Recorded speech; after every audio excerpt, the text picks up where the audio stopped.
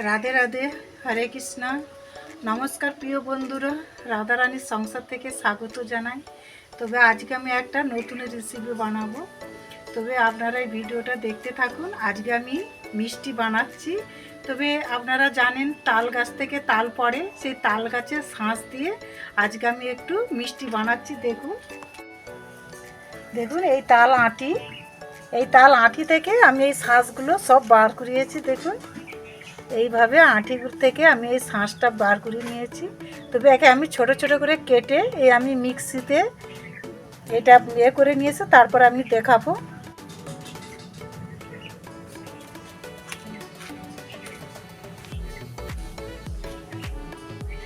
এইভাবে ছোট ছোট করে সবগুলো আমি সাইজ করে নেব।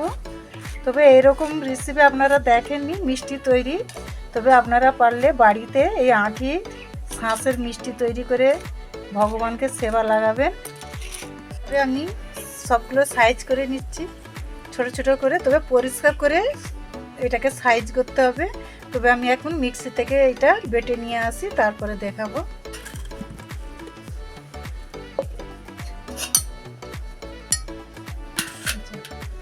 দেখুন বন্ধুরা, এখানে কত সুন্দর একদম সত্যিকার একদম ক্ষীরের মতন হয়ে গেছে, দেখতেই পাচ্ছেন। তবে আমি এটা একটু কড়াতে একটু ঘি দিয়ে আমি এটা নেড়ে নেব। তবে এর সঙ্গে আমি উপকরণ দেবো, তোমার এইখানে নিয়ে এসছি। তবে কড়াতে আমি পরিমাণ মতন একটু ঘি দিয়ে দিচ্ছি।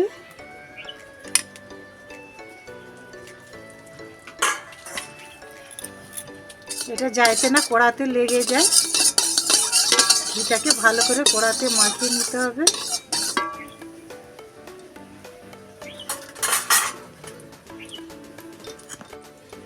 দিয়ে দিচ্ছি কড়ার মধ্যে। এটা আটির শাঁস বলে মনেই হচ্ছে না, যেন একদম ক্ষীরের মতন হয়ে গেছে। আচ্ছা, আমি এতে নিয়ে এসেছি কর্নফ্লাওয়ার পাউডার, তবে আমি পরিমাণটা কম করেই দেবো। আর দিয়ে দেবো একটু ময়দা। আমি এটা ভালো করে নাড়তে থাকবো। তবে আমি এটা বেশিক্ষণ নাড়বো না, এটা যাইতে একটু এটা টাইট হয় সেইটাই আমি করব। তবে এর মধ্যে আমি এইটা এইভাবে একটু গরম করে নিচ্ছি। তবে আমি এবার নামিয়ে নেব।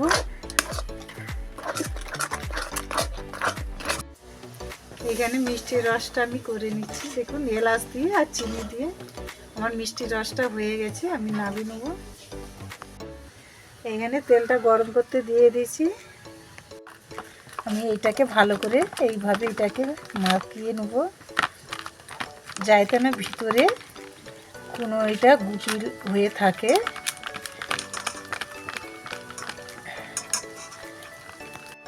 দেখুন বন্ধুরা, এখানে সত্যিকার এটা খুব সুন্দর একটা সেন্ট উঠছে। তবে আজকে আমি মিষ্টিটা বানাবো এই চামচে করে, কেননা এটা তো প্রচুর বরাবর মাখনের মতন হয়ে গেছে। আমি দিয়ে দেবো কড়ার মধ্যে।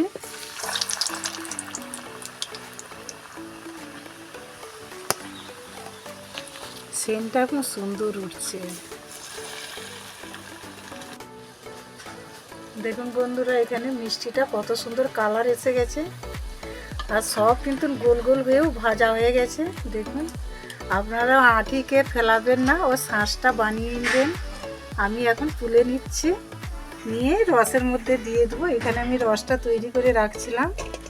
দেখুন খুব সুন্দরভাবে ফুলে উঠছে মিষ্টিগুলো, আর সব গোল গোল হয়ে গেছে। তবে এবার আমি হাতের মধ্যে দেখুন হাতের মধ্যে আমি ভালোভাবে গোল গোল করে দিচ্ছি। এটা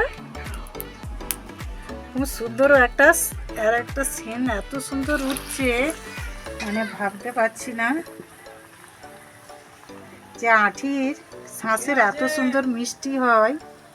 দেখুন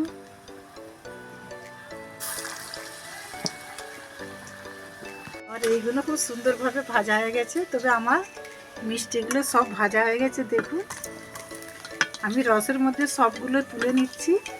আমি আধ ঘন্টা পর আমি দেখাবো। হরে কৃষ্ণ। দেখুন আমি এইটা মিষ্টিটা আধ ঘন্টা পর আমি যে খুলবো বলেছিলাম এখানে খুলেছি। দেখুন কত সুন্দর নরম, দেখছেন কত সুন্দর মিষ্টিটা, সবগুলোই একদম নরম হয়ে গেছে। তবে আবার আমি একটা দেখাচ্ছি কেটে, একদম পুরো পান্তুয়ার মতন হয়ে গেছে মিষ্টিগুলো। তবে বন্ধুরা আপনারা এই বছর নাও যদি করতে পারেন, আর বছর গাছ থেকে তাল পড়লে আঁটিটাকে খুব সাবধান মতন গুছিয়ে রাখবেন, আর এইভাবে মিষ্টি করে ভগবানকে সেবা লাগাবেন। তবে আমার যদি তাল আঁটির, দেখুন প্রিয় বন্ধুরা, এখানে এই তাল আঁটির শাঁসের মিষ্টিটা যদি ভালো লাগে তবে লাইক কমেন্ট শেয়ার করবেন।